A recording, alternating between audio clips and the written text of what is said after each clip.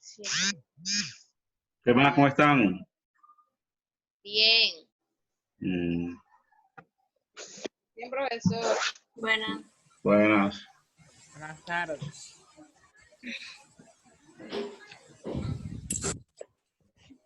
Pero es la cámara.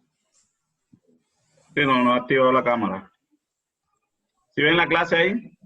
Sí, profe. Sí, señor. Ah, bueno. Sí. Hoy no voy a poner el video porque está un poco lento el internet y sé que se pone más lento. Se van a perder de verme, pero ni modo. Qué lástima. Ay, ay. ¿Ya cuánto vemos conectados? Bueno, ¿cómo van? Mientras van llegando los demás, ¿cómo van con los talleres y las actividades? Ya todos enviaron el taller, no he mirado. Excelente. Sí. Profe, pero uno solo del grupo lo mandó. Sí, claro, uno solo, no se preocupen. Excelentemente bien. Claro, claro. Profe, a nosotros solamente nos falta el taller 6 y ya lo estamos terminando. Ah, bueno, qué bien. Muy bien. Ya nosotros terminamos el de los... Estamos bien, después que hagan bien el taller. ¿Cómo andan? ¿Encerrados? Sí. Que van a salir, van a enfermarse, ¿eh? Y que por ahí van a salir a estudiar o algo. Todo es en la casa. Profe, estuve en la conferencia esta mañana. No, yo tenía una tutoría, pero yo estaba conectado por el WhatsApp y vi lo que ustedes estaban ahí pegando y copiando. Y veo que estuvo animado la conversa, la charla. Entonces me parece bien. Esas charlas son para ustedes, que son los que tienen que escuchar porque ahí se van nutriendo, se van llenando de argumentos cuando hablen del tema. Si ustedes son expertos en turismo o van a ser profesionales en el tema administrado, sí, en el tema de turístico, tienen que dominarlo. Entonces, esa es la idea de esas charlas. ¿Vieron? ¿Cuántos van? ¿Cuántos han ingresado? 6, 5. Vamos a ver. Ahí está Andrea, Talia, Silvia, Presente. Daniela, Jesús, Mildred. Están las dos Andreas, ¿cierto? Sí, señor, señor. Ah, bueno. Está bien, ya vemos 8. Ya está más de la mitad. Con 15.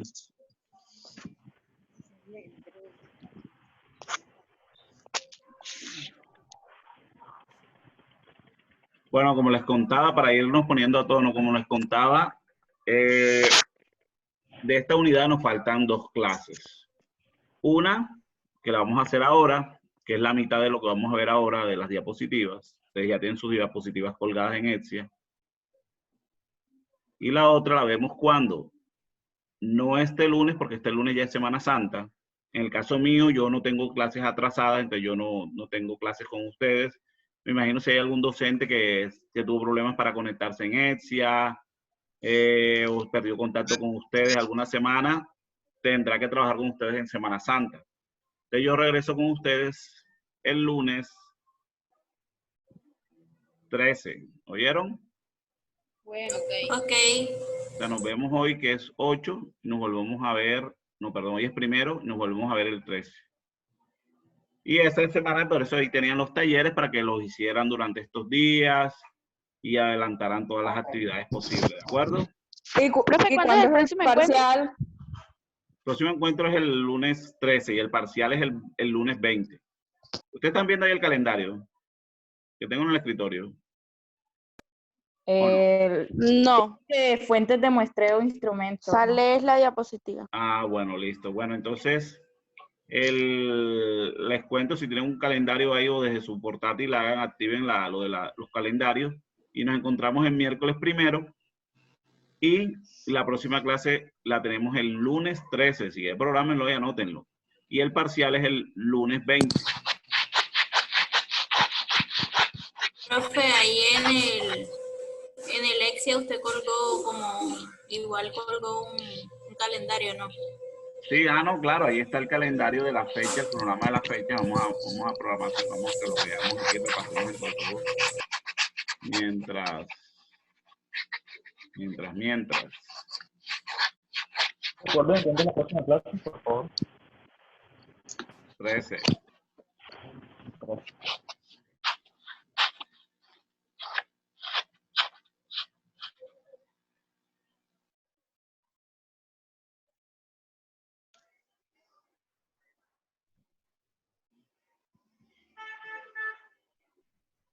Vamos a ver si entramos a Etsia.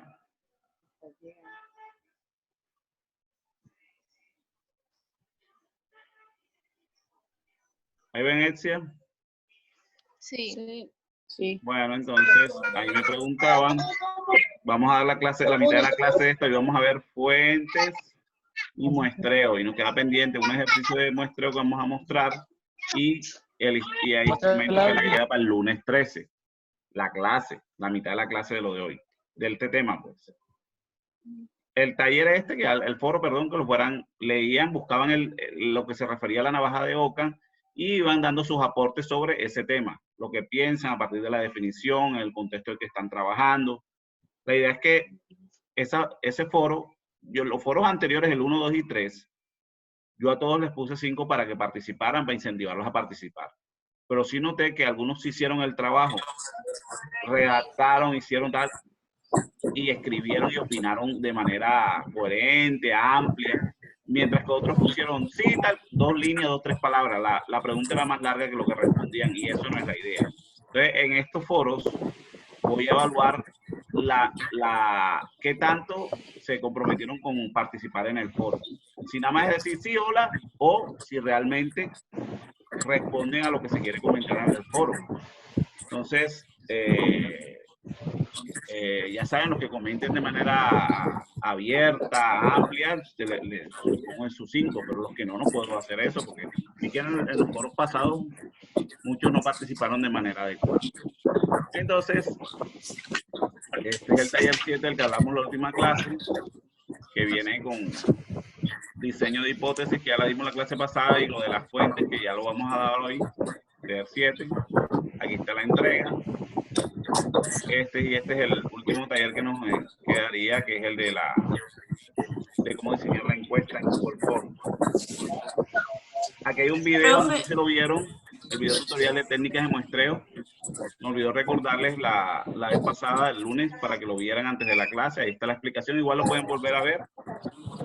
Y esto, ¿qué me decían? Que lleva como 5 días seguidos haciendo como después de la... ¿Haciendo qué?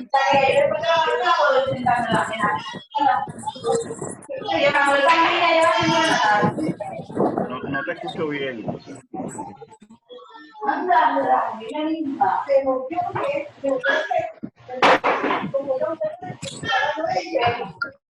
Bueno, iniciamos.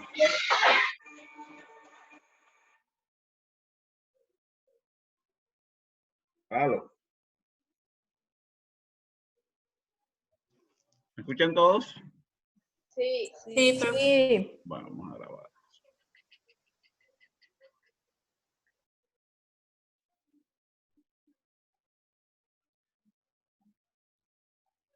Bueno, iniciamos. Entonces, hoy vamos a ver el segundo ítem del capítulo 2 y se refiere a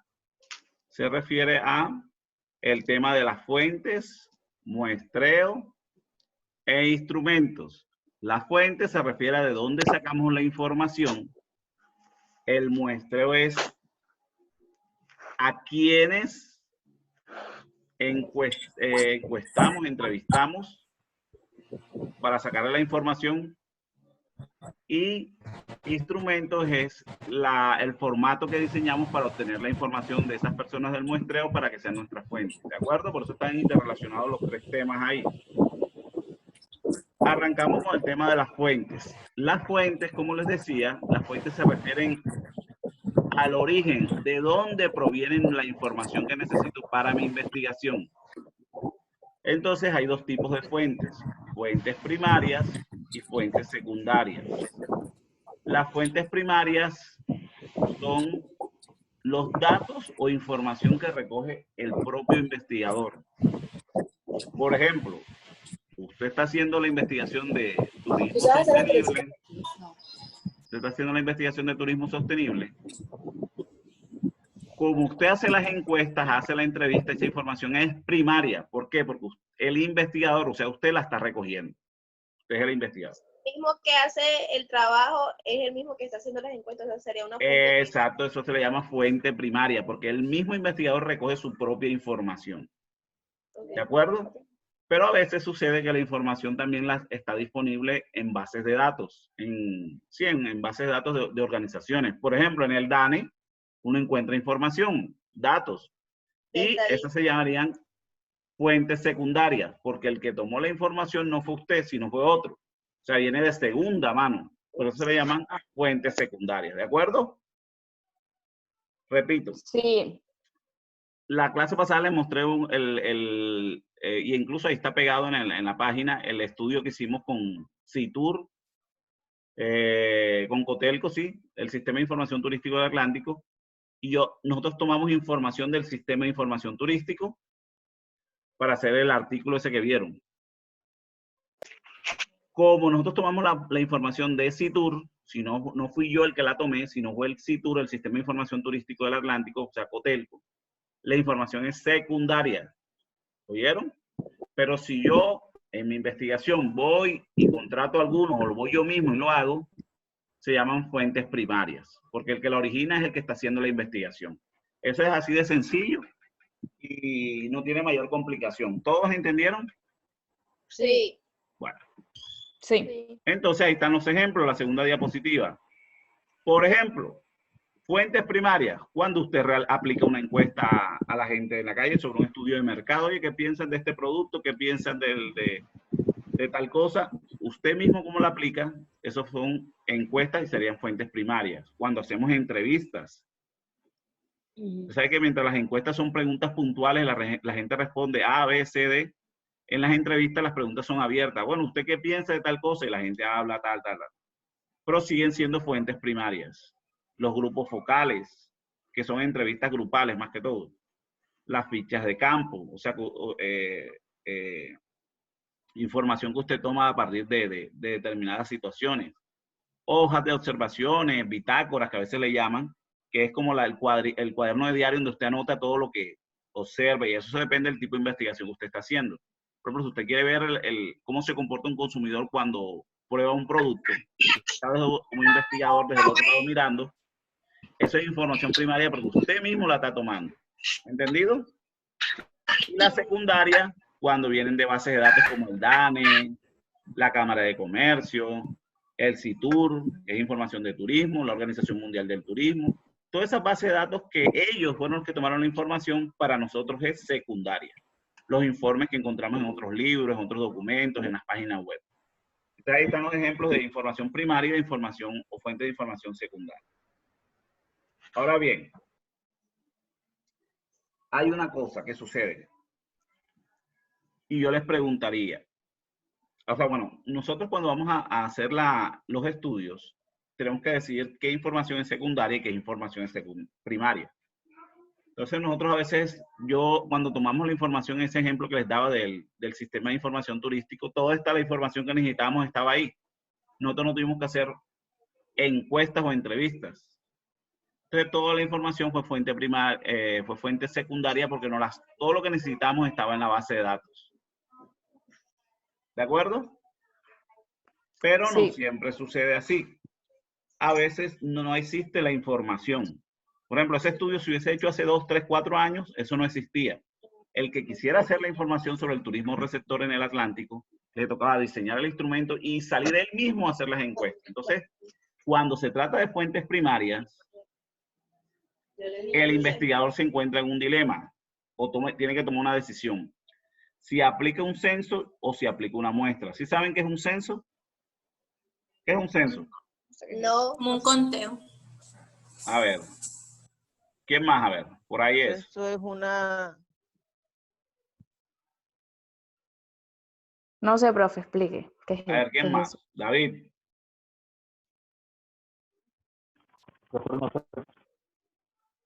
¿Qué creen que es un censo? El censo es una medida como estadística, no es como una encuesta que se hace a cierta población. Bueno, les explico. Nosotros tenemos una población que es nuestro objeto de estudio. Recuerden que nosotros ya vimos en el diseño metodológico cuál es nuestro grupo objeto de estudio, nuestra población objeto de estudio. A eso se refiere esto. En el ejemplo del turismo, nosotros queríamos saber cuál es el perfil de los turistas que llegan a Barranquilla. A nosotros no nos servía cualquier persona. O sea, a mí no me servían personas que residían en el departamento del Atlántico. Por ejemplo, uno de ustedes yo no lo podía entrevistar porque ustedes viven en el Atlántico, ustedes no son turistas del departamento del Atlántico, sino eran los que venían de otros departamentos o fuera del país o fuera del país. Entonces, ¿cuál era mi población? Mi población es todos los turistas que llegan a la ciudad.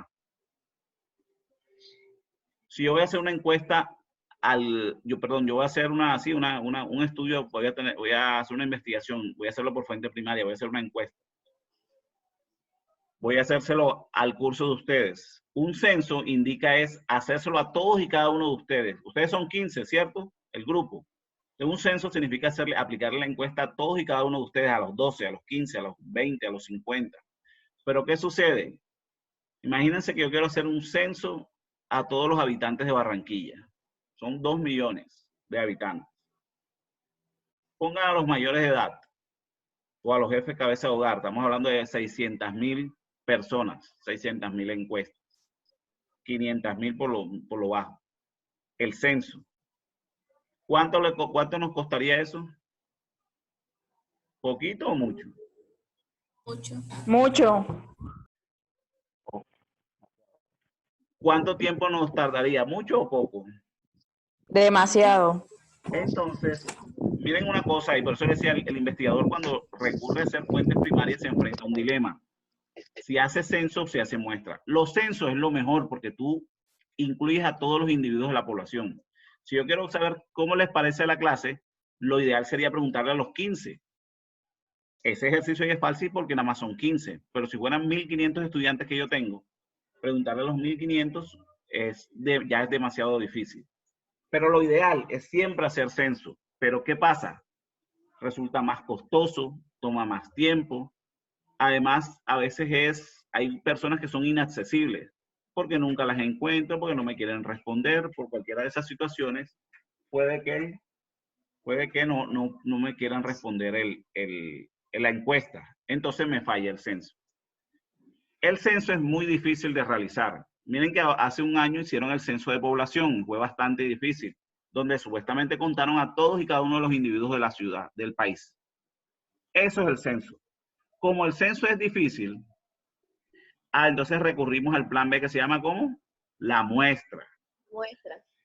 La muestra es algo que no solamente, o sea, es algo que frecuentemente se hace. Cuando usted está cocinando, ustedes ahora que están bastante en casa y tienen el curso de cocina y todo eso, ustedes, para saber cómo les está quedando la sopa o la comida o algo, ustedes toman una muestra y prueban si está bien de sal, de dulce y eso.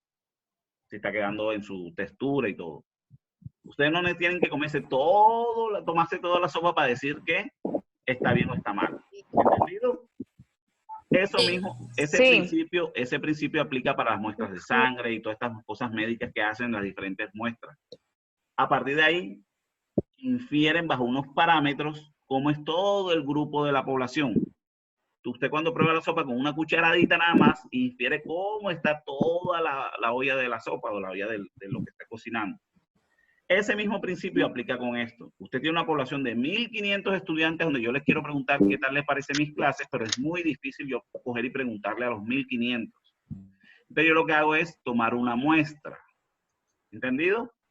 A eso se refiere la muestra. Entonces, repito, las fuentes primarias recurren al censo cuando les toca encuestar o entrevistar a todos y cada uno de los miembros de la población, sean 10, 20, 50, 1 millón, 20 millones, 40 millones, 50 millones, como son los colombianos. Somos 50 millones de colombianos y se hizo un censo en Colombia. O plan B, que es lo que más frecuentemente se hace, que son las muestras. Las muestras, entonces, a veces uno ve los estudios de que 2 de cada 5 personas fuman en Colombia. 2 de cada 5 personas mayores de 18 años fuman. Y usted dice, pero a mí no me preguntaron. Yo solo lo ponía de ejemplo, digo, creo que al comienzo de las clases. Pero ¿cómo yo sé que eso es verdad? Hombre, no hay que encuestar a todo el mundo. Con que se encueste a un grupo, a una muestra, ya eso puede ser representativo de todo el grupo, pero hay que fijar unos parámetros y eso es lo que vamos a ver en las siguientes diapositivas. Bueno, ya lo otro de las fuentes secundarias es las bases de datos estadísticas. Eso no tiene mayor cosa que explicar. Entonces, fuentes primarias, lo que es la población. Entonces, para que vayámonos sintonizando.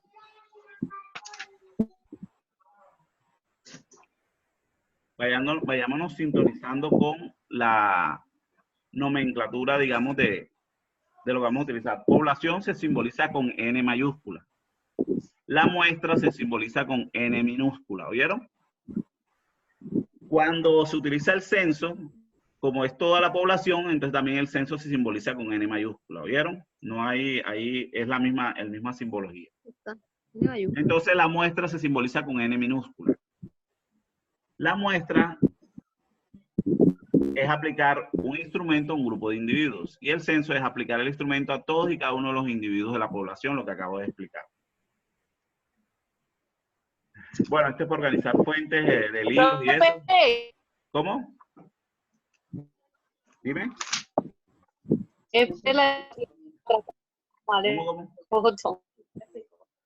¿Cómo?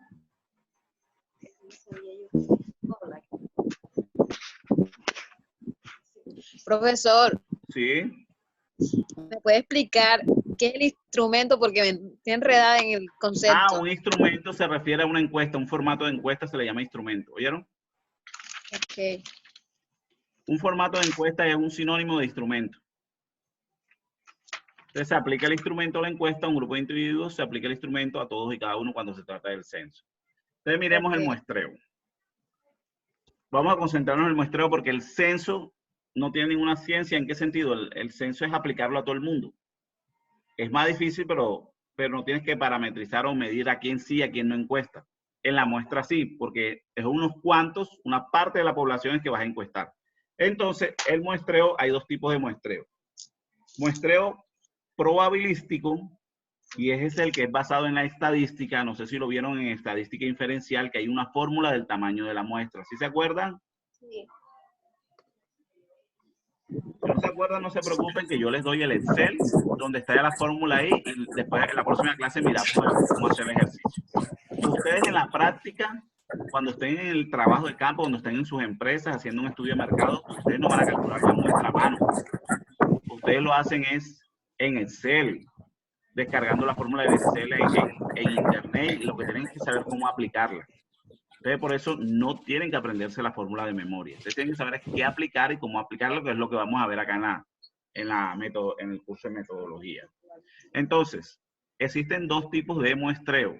Muestreo probabilístico, que se basa en estadística, y ese tiene unas fórmulas para calcular la muestra. Y hay otro tipo de muestreo que es no probabilístico, o sea que no se basa en la probabilidad, no se basa en la estadística. Entonces, el muestreo probabilístico, como se basa en la estadística, adivinen en qué enfoque se utiliza más. Recuerden que los enfoques son cuantitativo o cualitativo. Cuantitativo. Claro.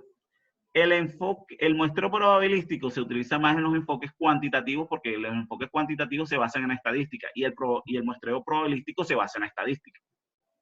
Y adivinen también entonces el muestreo no probabilístico, es decir, el que no se basa en la estadística, ¿en qué enfoque se utiliza más? Cualitativo. En el cualitativo. Exacto. Miren que ahí está la coordinación y es lo que miran en la siguiente diapositiva. Miren. Tipos de muestreo. El muestreo puede ser probabilístico y no probabilístico. El probabilístico se ajusta más al enfoque cuánto. ¿Cómo es el muestreo probabilístico? Debe ser aleatorio.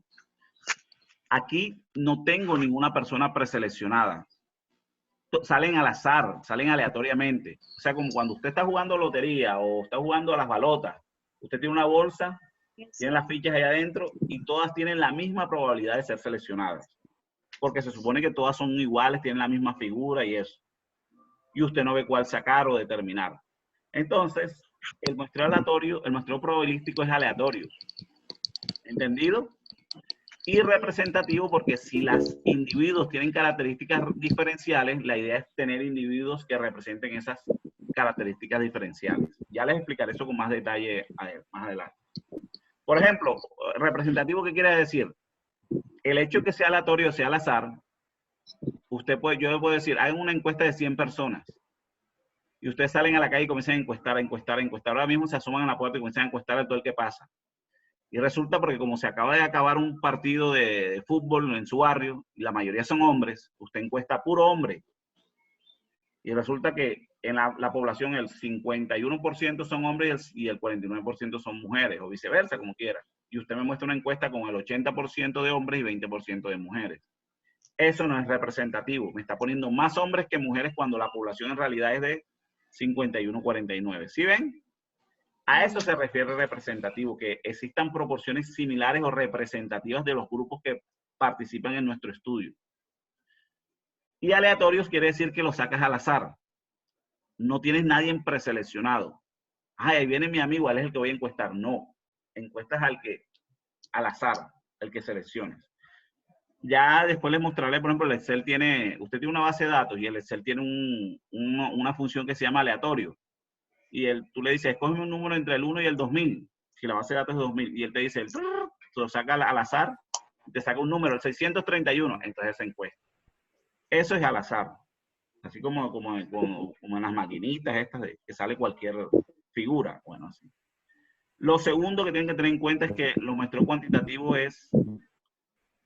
tiene una fórmula del tamaño de la muestra, y eso lo había explicado, una fórmula estadística, y en ningún caso una muestra probabilística nunca puede ser inferior a 30. Nunca. A menos que la población sea inferior a 30. Eso sí, ahí no.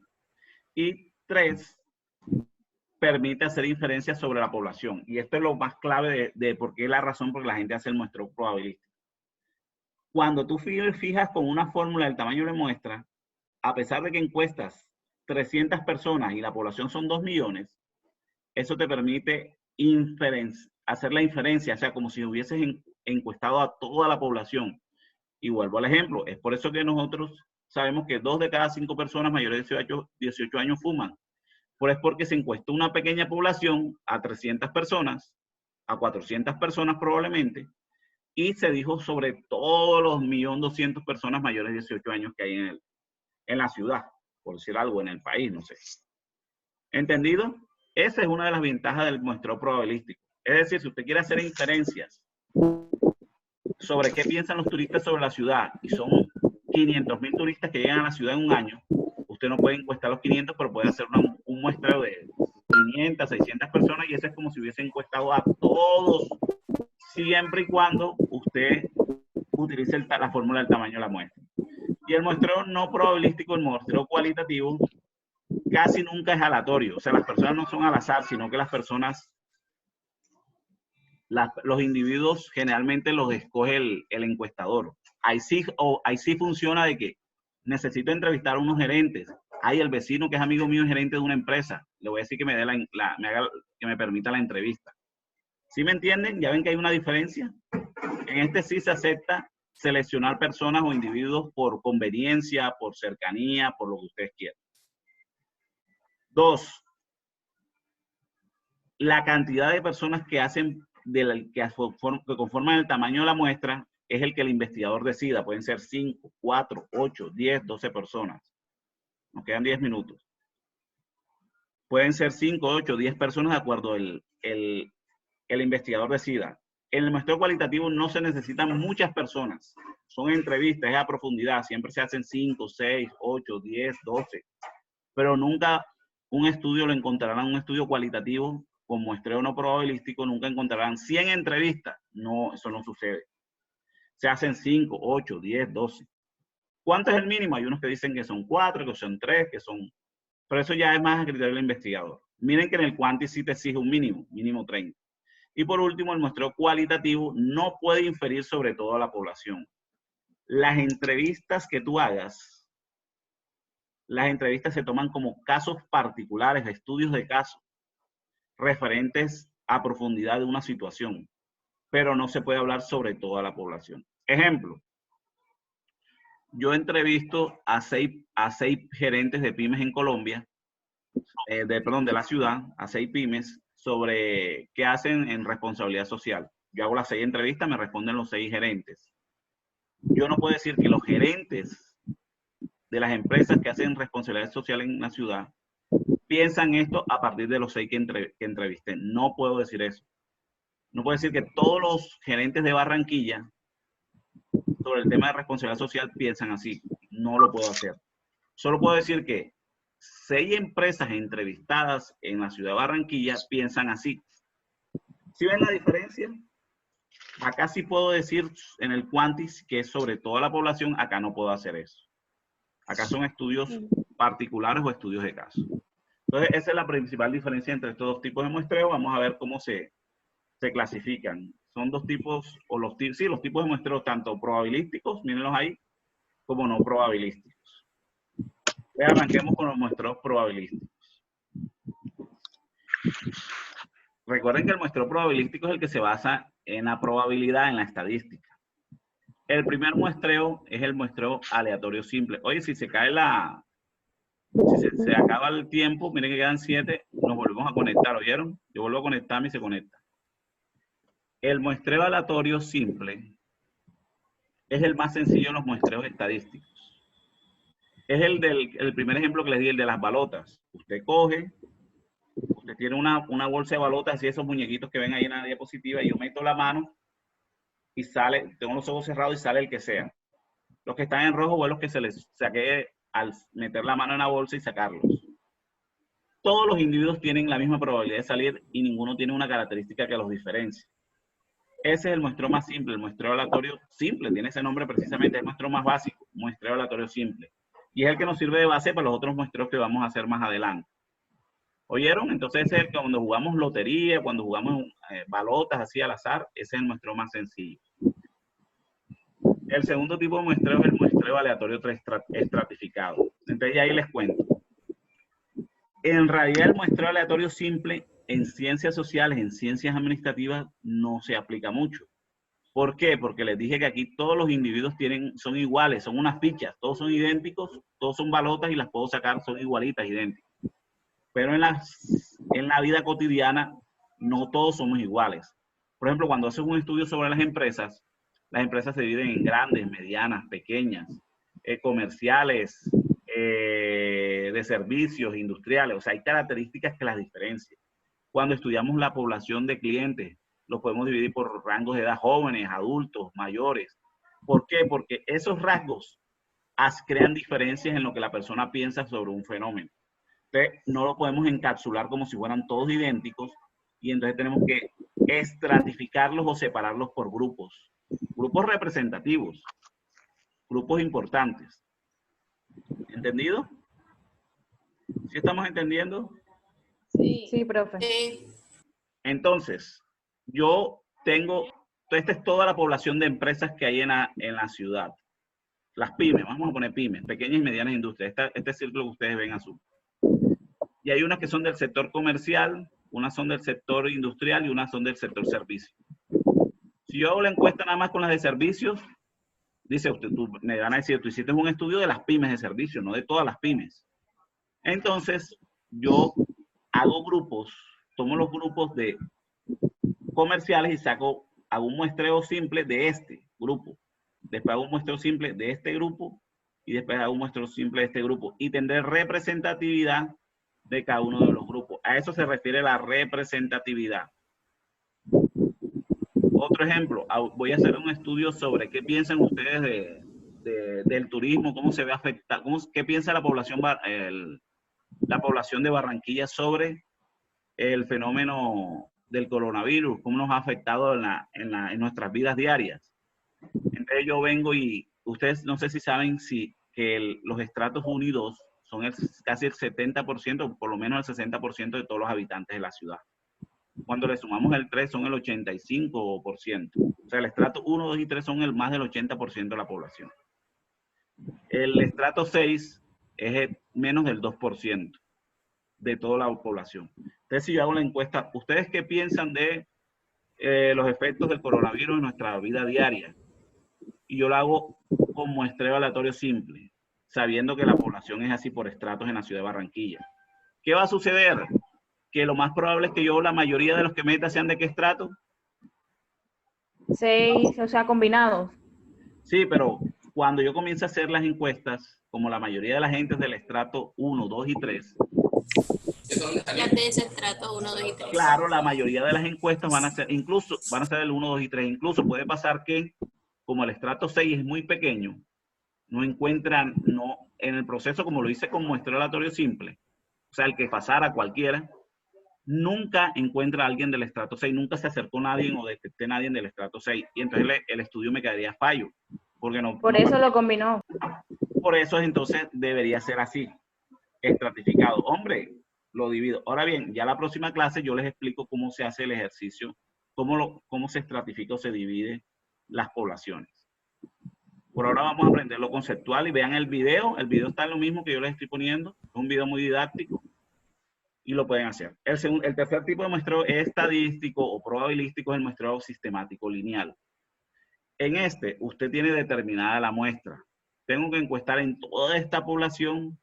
Tengo que encuestar, aquí aparecen 12. Tengo que encuestar 12 personas. Suponga que estos individuos que ustedes ven aquí en la laminita son los que entran al supermercado o entran al malecón. Es cada persona que entra al malecón a verlo. Y nosotros queremos saber cuál es la percepción que tienen los turistas sobre el malecón. Entonces, si usted viene y encuesta a todos los que están enseguida ahí, no es lo ideal, porque pueden que de pronto llegaron en un bus extranjeros, o de pronto llegaron están por la hora ahí más jóvenes o más adultos, o no sé. Entonces, como la población, el sitio se puede comportar así, nosotros lo que hacemos es, como tengo que hacer 2 encuestas y esta es la cantidad de la población, lo divido. Ese ejercicio lo vamos a hacer, pero aquí recuerden que le estoy explicando lo teórico. Cada 5 personas que lleguen al punto este del malecón, yo los encuesto. Encuesté a este, 1, 2, 3. El quinto, ven y lo encuesto. El siguiente, ven y lo encuesto. Y así sucesivamente. Hasta completar la muestra. Aquí en este ejemplo, por efectos porque lo entendamos, nada más hay 12 individuos, pero pueden ser 300 encuestas. Entonces usted pasa toda la semana en el malecón. Cada 20 personas que pasen, yo encuesto una. Oiga, bueno, ¿cómo está? Y le hace la encuesta. Dejo que pasen 20 y le hago la encuesta. También sucede cuando lo hacemos en las casas, en los barrios. Hago la encuesta en una casa de un barrio y después paso 5 casas y a la quinta vuelvo y hago entrevisto y así sucesivamente. Ese tipo de muestreos se llaman sistemáticos lineales. Se utilizan mucho en aquellos de ustedes que vayan a trabajar en empresas donde controlan lo que se llama el proceso de calidad, de producción, por ejemplo.